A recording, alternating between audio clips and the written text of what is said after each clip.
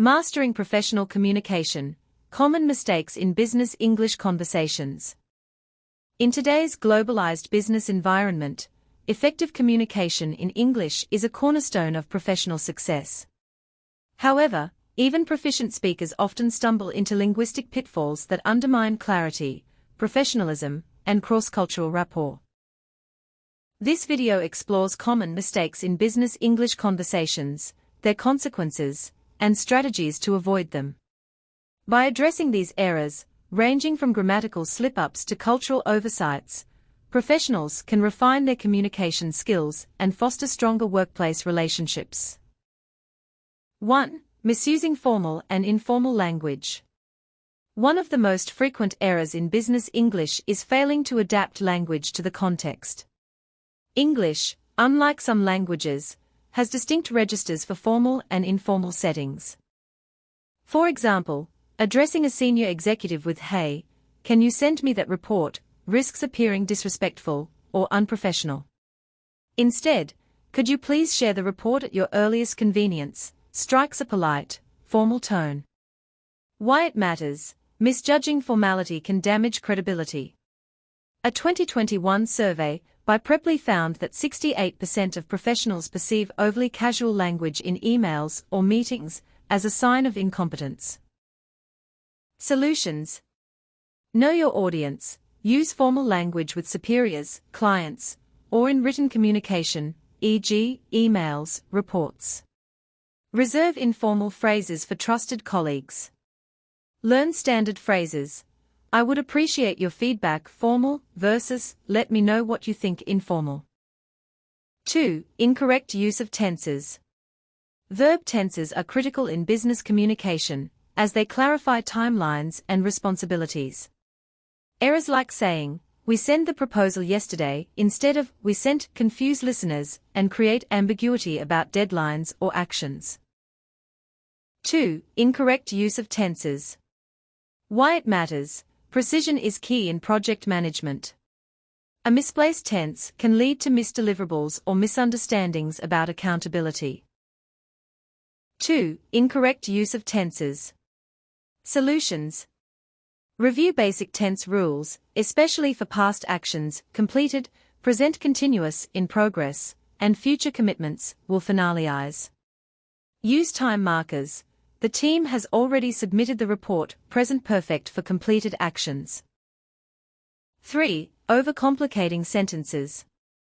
Many professionals equate complexity with sophistication, leading to convoluted sentences like, "We are in the process of endeavoring to ascertain the viability of the proposed initiative." Such phrasing obscures meaning and frustrates listeners. Why it matters: clarity drives efficiency. A Harvard Business Review study found that 42% of employees waste time deciphering unclear instructions. Solutions. Use the KISS principle. Keep it short and simple. Replace "endeavoring to ascertain" with "evaluating." Break long sentences into two. 4. Improper word choice. Selecting the wrong word, such as confusing effect verb with effect noun, or using slang, "that idea is lit," in formal settings can make speakers appear unprofessional. Why it matters: misused vocabulary erodes trust. For example, stating, "We need to accept the proposal," instead of "accept" changes the meaning entirely. Solutions. Double-check definitions with tools like Grammarly or Oxford Learner's Dictionary. Avoid idioms in cross-cultural settings. Think outside the box may confuse non-native speakers. 5. Lack of cultural sensitivity. Phrases acceptable in one culture may offend in another. For instance, saying "let's table this" means postpone in American English, but discuss now in British English. Similarly, direct commands, "do this by Friday," may seem rude in hierarchical cultures like Japan. Why it matters: cultural missteps can derail negotiations. A 2020 report by McKinsey highlighted that 55% of international deals fail due to communication barriers. Solutions. Research cultural norms. In some Asian cultures, indirect language, would it be possible to, is preferred. Avoid humor or idioms that don't translate well. 6. Confusing similar-sounding words. Homophones like personal private versus personnel staff, or compliment praise versus compliment enhance, are frequent culprits. Misusing them can lead to awkwardness or confusion. Example: the manager reviewed the personal files incorrect if referring to employee records. Solutions: create a list of commonly confused words and practice their pronunciations. Use mnemonics. Personnel has two Ns because it refers to a group of people. 7. Mispronouncing words.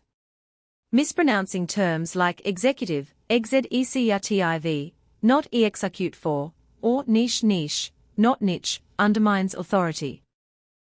Why it matters. Pronunciation errors distract listeners and can alter meanings.